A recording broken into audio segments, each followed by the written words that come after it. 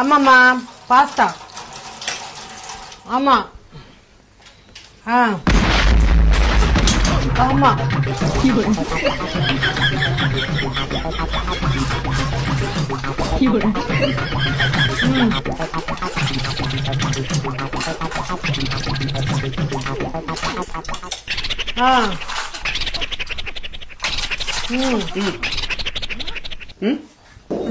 ஆமா.